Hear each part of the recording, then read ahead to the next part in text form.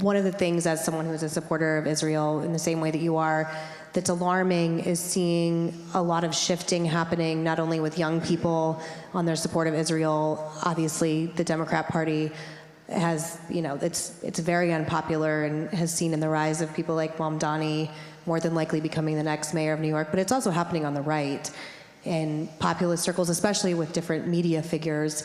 How concerned are you about the Republican Party's support of Israel going forward in 2028?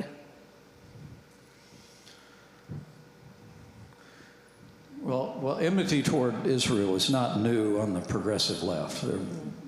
There have been those voices on the margin, despite the fact, let me be clear, the Democratic Party historically has been a bulwark of support for Israel, even before many Republicans in the Congress were there. I call Israel our most cherished ally, and for me to have been a part of an administration that was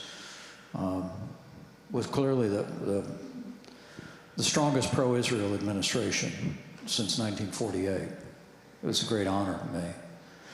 But to your point, I think it's important for Republicans and conservatives to confront the enmity toward Israel that is rising on the populist right, including by some very dominant voices in the media and in your world.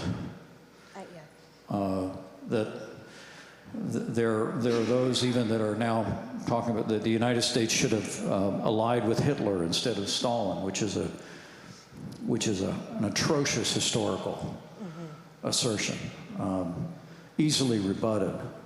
But it struck me that when some of those same voices came out against using military force against Iran, Meghan, I think they lost their footing with the president. He's got a strong commitment to the security of Israel and has demonstrated that consistently. But when those voices came out and said you can't use military force against Iran to take down their nuclear program, I think the president made it pretty clear how incomprehensible he thought that was. And these are the same voices that have been saying for years that we should cut off all funding to Ukraine and essentially let Russia have their way in Eastern Europe. And I think it is part of a rising tide of isolationism on the populist right. But I would say to you, the Donald Trump I know is not an isolationist. His bias is actually to lead. His bias is actually to be out front. And I, for one, am encouraged to see the president returning to that with regard to Eastern Europe. And I commended the president publicly for unleashing our Air Force to move against Iran.